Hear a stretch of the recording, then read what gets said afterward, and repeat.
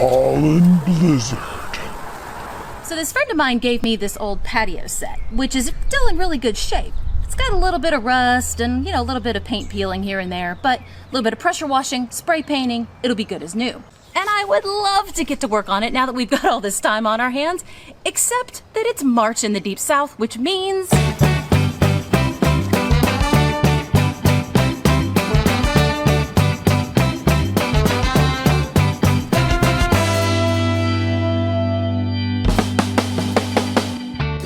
So, to add insult to injury, right when we're in the middle of an international pandemic that spread through coughing and saliva, let's make everybody in the Deep South sneeze.